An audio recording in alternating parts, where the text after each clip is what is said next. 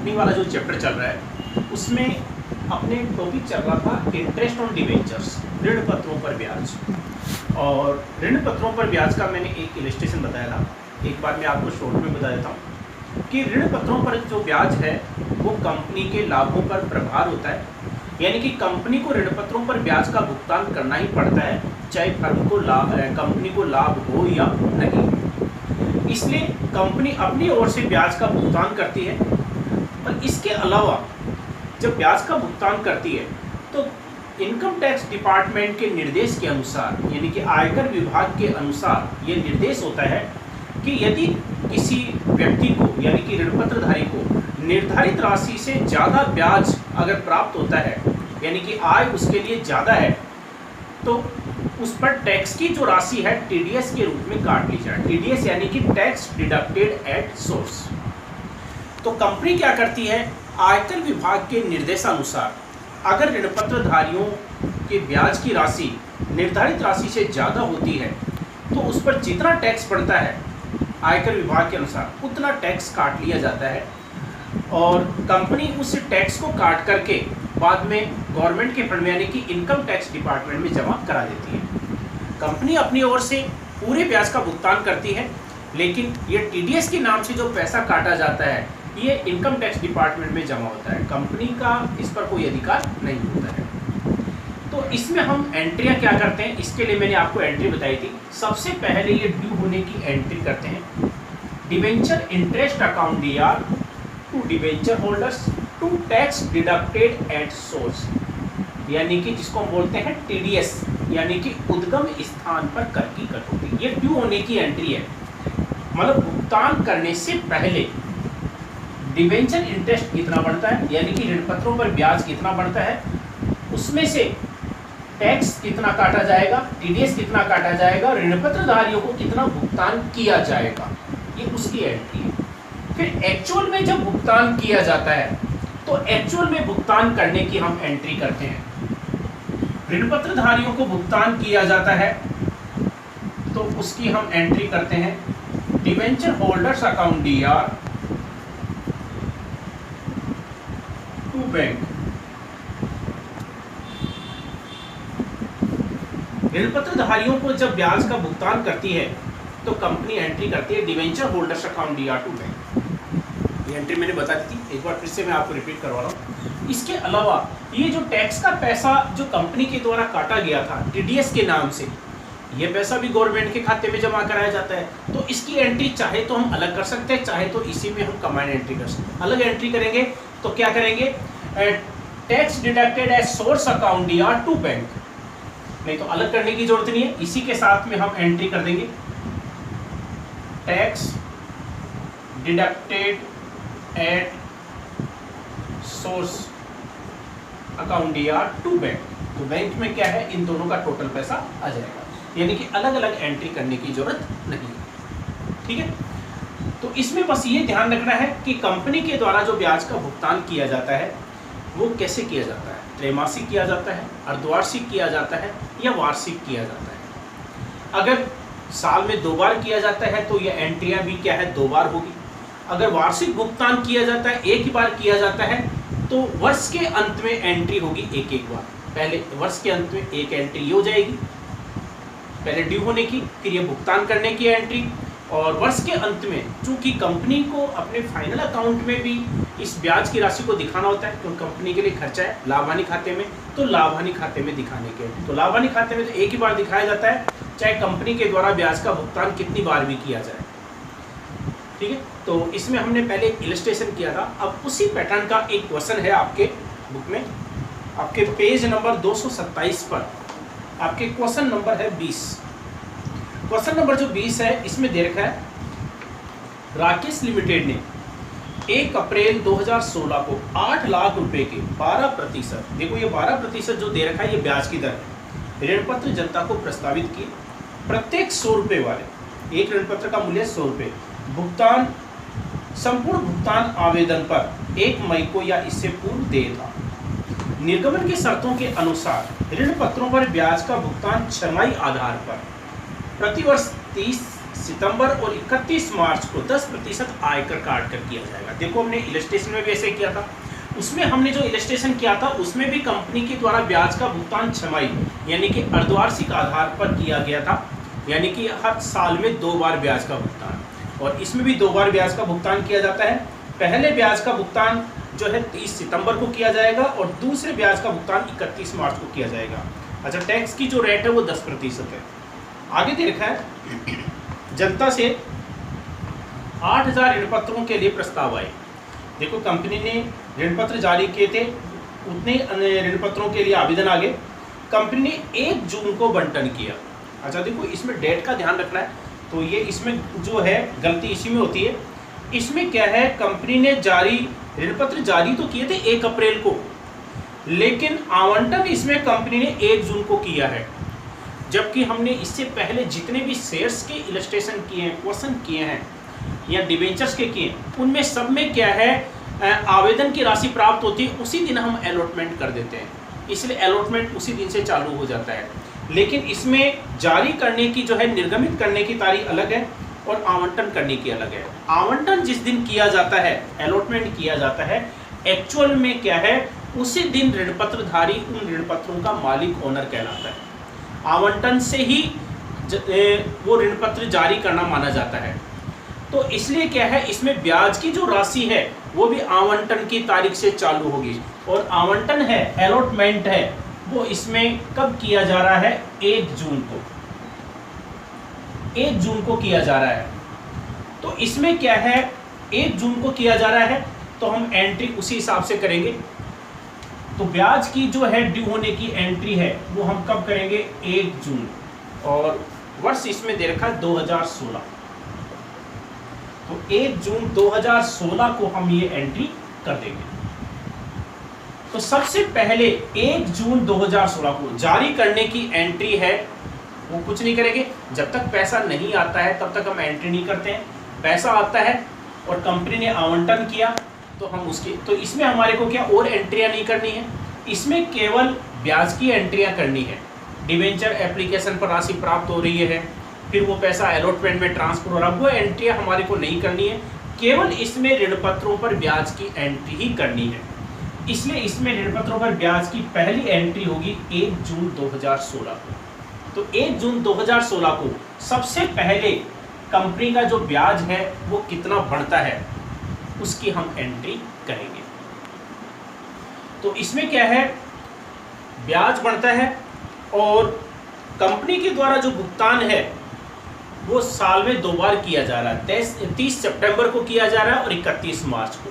तो ब्याज का जो भुगतान है वो कब किया जाएगा, इसमें 30 सितंबर 2016, यानी कि 30 सितंबर 2016 को ब्याज का भुगतान किया जाएगा। पहला जो ब्याज है 30 सितंबर को भुगतान किया जाएगा।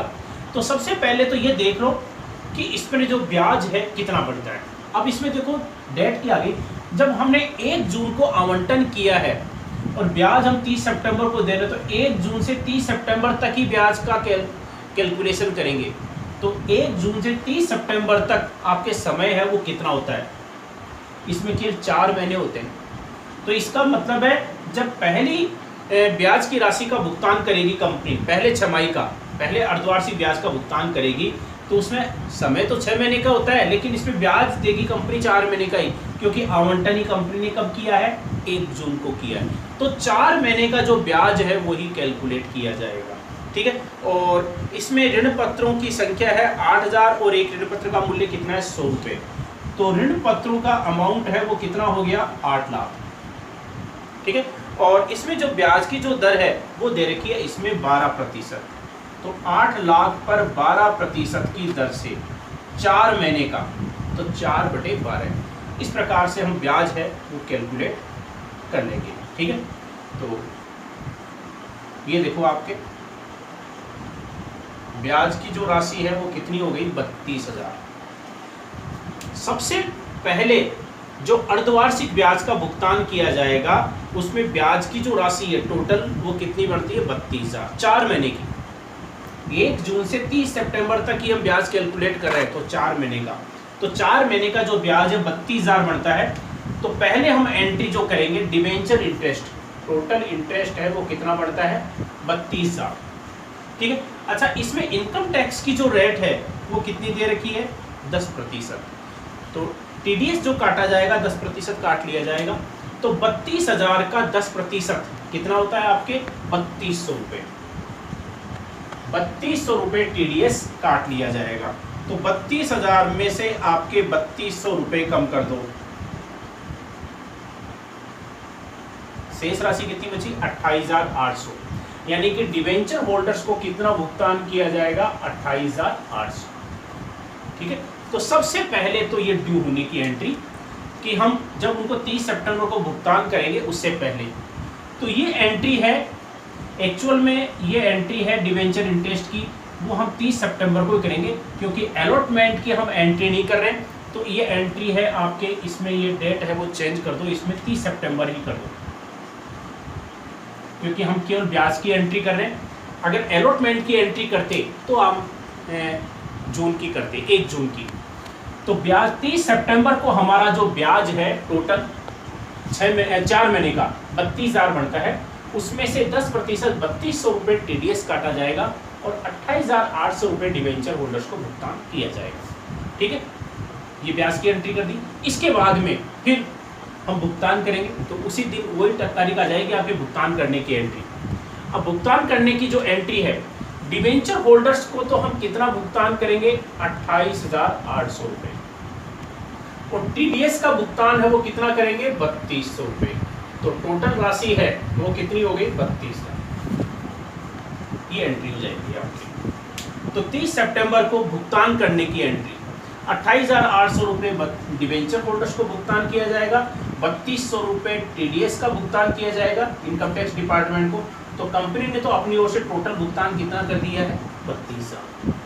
भुगतान करने की, ब्याज के भुगतान करने की, ब्याज का भुगतान जो डिवेंचर होल्डर्स को भुगतान कर रहे हैं और टीडीएस का भुगतान कर रहे हैं इनकम टैक्स डिपार्टमेंट को। इस प्रकार से राशि आपके 32,000। तो ब्याज की राशि हमने कैसे कैलकुलेट की इसका ध्यान रखना है, क्योंकि इसमें अलॉटमेंट, क्योंकि इसमें जो गलती होती है उसमें डेट से होती है, क्योंकि इसमें अलॉटमेंट है 1 जून को किया गया था, इसलिए ब्याज जो कैलकुलेट किया जाएगा वो 1 जून से किया जाएगा। 1 जून से 30 सितंबर तक 4 महीने होते हैं, इसलिए पहली छमाही में जो ब्याज का भुगतान किया जाएगा वो केवल 4 महीने का किया जाएगा। इसलिए 8 लाख रुपए का जो ऋण पत्र है उस पर 12% की दर से ब्याज की दर 12% है। 4 महीने का ब्याज हमने कैलकुलेट किया है 32,000, लेकिन टोटल 32,000 है, उसका 10% तो हम टीडीएस काट लेंगे यानी कि 3200, और बाकी राशि डिवेंचर होल्डर्स को भुगतान करेंगे। ये तो हो गई आपके 30 सितंबर को एंट्री। इसके बाद में फिर हम अगले 6 महीने के बाद में भुगतान करेंगे, क्योंकि पहली जो छमाही है वो तो इसमें 30 सितंबर को है, लेकिन अगली छमाही है वो कब है 31 मार्च। तो 31 मार्च को फिर हम एंट्री करेंगे। तो 31 मार्च आपकी होती है 2017, 31 मार्च। तो 31 मार्च 2017 को, अब सितंबर से 31 मार्च तक पूरे 6 महीने होते हैं। तो पूरे 6 महीने होते हैं, तो पूरे 6 महीने का ब्याज है वो कैलकुलेट किया जाएगा। तो पूरे 6 महीने का जब ब्याज कैलकुलेट किया जाएगा तो पहले तो ब्याज के ड्यू होने की एंट्री, जैसे हमने ऊपर की थी वैसे ही एंट्री, वही आपकी entry debenture interest account D R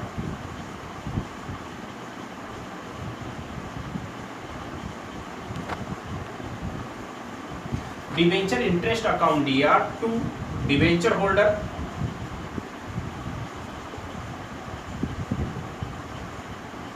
और टू टीडीएस यानी कि टैक्स डिडक्टेड एट सोर्स। तो ये ड्यू होने की एंट्री है कि कितना ब्याज बनता है। तो देखो इसमें ऋण पत्रों का जो अमाउंट है वो आपके कितना है 8 लाख। तो 8 लाख पर और ब्याज की जो दर है वो कितनी है 12%, 12/100, और समय कितना है 6 महीने। तो 6 महीने का ये अपना सही तरीका ये है। तो अब देखो आपके ये 0 से 0 कर दें, ये अमाउंट हो गया आपके 48,000, यानी कि 6 महीने का जो ब्याज है टोटल वो कितना बढ़ता है 48,000, 48,000। तो 48,000 बढ़ता है, तो फिर ये हम एंट्री करेंगे डिवेंचर जो इंटरेस्ट है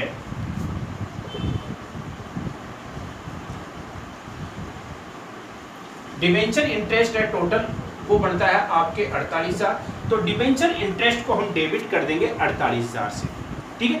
अच्छा, इसमें टैक्स की जो रेट है वो कितनी है, 10%। तो 10% हम टीडीएस काट लेंगे। तो 48,000 का 10% है वो कितना होता है, 4800 रुपये। 4800 रुपये टीडीएस काट लेंगे। टीडीएस काटने के बाद में अमाउंट है वो कितना बचा, ये अमाउंट बचा आपके 43,200। तो टीडीएस का पैसा काटा जाएगा इसमें 4,800 और डिवेंचर होल्डर्स को भुगतान है वो कितना करेंगे, 43,200, ठीक है। तो इस प्रकार से ये हम एंट्री कर देंगे कि टोटल ब्याज 48,000 बनता है, उसका 10% 4800 रुपये टीडीएस काटा जाएगा और 43,200 रुपये डिवेंचर होल्डर्स को भुगतान किया जाएगा। किया नहीं है, ड्यू होने की एंट्री है, ठीक है। अब ड्यू होने की एंट्री कर दी, अब हम क्या करेंगे, इसके भुगतान करने की एंट्री करेंगे। तो भुगतान करने की एंट्री है ठीक उसी प्रकार से होगी जैसे हमने ऊपर की थी। तो एक साथ ही डिवेंचर होल्डर्स को और इनकम टैक्स को भुगतान करने की दोनों की एंट्री हम एक साथ ही कर देंगे, अलग अलग एंट्री करने की जरूरत नहीं है। तो भुगतान करने की एंट्री वही आपके 31 मार्च 2017 को debenture holder account DR,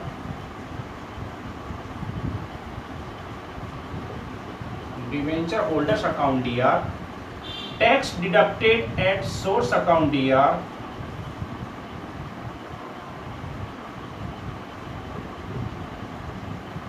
to bank. तो डिवेंचर होल्डर्स को तो हम कितना भुगतान करेंगे, 43,200 रुपये और टीडीएस का पैसा हम कितना पेमेंट करेंगे, 4,800। तो टोटल अमाउंट है वो कितना बढ़ गया, 48,000, ठीक है। ये 31 मार्च 2017 को हमने भुगतान करने की एंट्री कर दी। तो 31 मार्च 2017 को हमने दो एंट्री की, पहले ड्यू होने की एंट्री, इतना ब्याज बनता है, इतना टीडीएस काटा जाएगा, इतना डिवेंचर होल्डर्स को भुगतान किया जाएगा। इसके बाद में फिर भुगतान करने की एंट्री, ये एक्चुअल में जितना भुगतान कर रहे हैं उसकी entry, debenture holders account DR, TDS account DR to bank, ठीक है। तो अब हमने ये तो एंट्रियां कर दी है। अब इसके बाद में देखो, तो इसमें देखो कंपनी की शर्त के अनुसार, जिसमें कंपनी छमाही आधार पर ब्याज का भुगतान करती है, पहले छमाही यानी कि 30 सितंबर को ब्याज का भुगतान करती है, उसकी हमने दो एंट्रियां कर दी। फिर अगले छमाही 31 मार्च 2017 को ड्यू होने की और भुगतान करने की एंट्री कर दी, ठीक है। ये तो हमने कर दिया। वर्ष के अंत में, चूंकि हर वित्तीय वर्ष के अंत में व्यापारिक संस्था के द्वारा अपने खाते तैयार किए जाते हैं, स्पेशली फाइनल अकाउंट, अंतिम खाते। तो कंपनी भी अपनी फाइनल अकाउंट तैयार करती है। तो कंपनी जब फाइनल अकाउंट तैयार करती है तो कंपनी के द्वारा ये जो ब्याज का भुगतान किया गया है, इसको भी कंपनी के द्वारा फाइनल अकाउंट में दिखाया जाएगा। और फाइनल अकाउंट में इसको कहाँ दिखाया जाएगा, प्रॉफिट एंड लॉस अकाउंट में। और प्रॉफिट एंड लॉस अकाउंट मैंने शुरू में बताया था कि ये जो डिबेंचर इंटरेस्ट होता है, ऋण पत्रों पर ब्याज, ये कंपनी के लाभों पर प्रभार होता है, खर्चा होता है। और पी&एल अकाउंट में, प्रॉफिट एंड लॉस अकाउंट में इसको कहाँ दिखाया जाएगा, डीआर साइड में, ठीक है। तो प्रॉफिट एंड लॉस अकाउंट के डीआर साइड में दिखाया जाएगा। तो हम इसकी एंट्री है वो क्या करेंगे, तो वो देखो इसमें पी&एल अकाउंट डीआर यानी कि profit and loss account DR to debenture interest,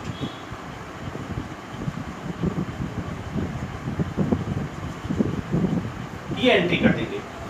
P&L account DR to debenture interest वर्ष के अंत में, क्योंकि इसमें वित्तीय वर्ष की जो समाप्ति हो रही है वो कब हो रही है, 2017 31 मार्च को। तो वर्ष के अंत में, अच्छा ये एंट्री के लिए एक ही बार करेंगे। मैंने बताया था कि कंपनी के द्वारा ब्याज का भुगतान चाहे त्रैमासिक किया जाए, अर्धवार्षिक किया जाए या वार्षिक किया जाए या हर महीने किया जाए, कंपनी फाइनल अकाउंट के एक ही बार बनाती है। ये एंट्री केवल एक ही बार होगी वर्ष के अंत में, ठीक है। तो वर्ष के अंत में ये एंट्री करेंगे, टोटल ब्याज कंपनी के द्वारा कितना भुगतान किया गया उस राशि से। तो देखो कंपनी के द्वारा पहले ब्याज का भुगतान किया गया 32,000, क्योंकि कंपनी ने तो टोटल 32,000 ही दिए।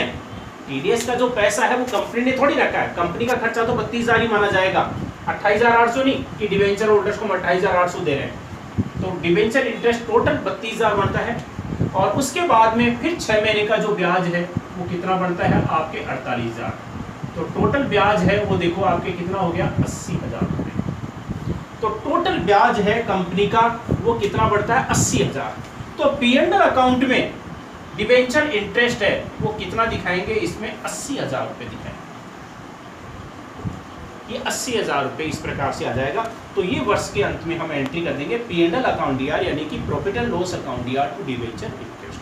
तो इसमें टोटल इंटरेस्ट आता है, इसमें 2 बार किया गया। तो दोनों ब्याज को पहले 4 महीने के बाद में किया था उस अमाउंट को, और फिर 6 महीने के बाद में उसको जोड़कर हमने दिखा दिया। अगर साल में 4 बार भुगतान किया जाता है तो चारों ब्याज को जोड़ करके, चारों अवधि का ब्याज जितना बनता है उनको जोड़ करके हम एंट्री करते हैं, यानी कि टोटल ब्याज पूरे वर्ष का कितना बनता है उससे हम एंट्री करते हैं। इसी के साथ आपके ये क्वेश्चन है कंप्लीट हो गया। ये मैंने आपको कौन सा क्वेश्चन बताया था, न्यूमेरिकल 20वां क्वेश्चन। आपके जो पेज नंबर है, पेज नंबर 227 पर 20वां न्यूमेरिकल क्वेश्चन, ठीक है। तो इस क्वेश्चन को आप फिर से रिपीट कर लेना। पहले मैंने इलस्ट्रेशन बताया था, अच्छी तरह समझना है तो उस इलस्ट्रेशन को एक बार आप फिर से रिपीट कर लेना, और उसको करने के बाद में फिर इस क्वेश्चन को करना। तो इस प्रकार से हमने कंपनी में ज़्यादातर टॉपिक अपने कंप्लीट हो गए। अब 1-2 टॉपिक आपके और बचे, और उनको करने के साथ ही आपका ये जो चैप्टर है अनसोल्ड ऋण पत्रों का निर्गमन, ये टॉपिक आपके कंप्लीट हो जाएगा, यानी कि 5वां जो चैप्टर है ये कंप्लीट हो जाएगा। तो इस इलस्ट्रेशन को, इस क्वेश्चन को एक बार आप फिर से रिपीट कर लेना, देख लेना।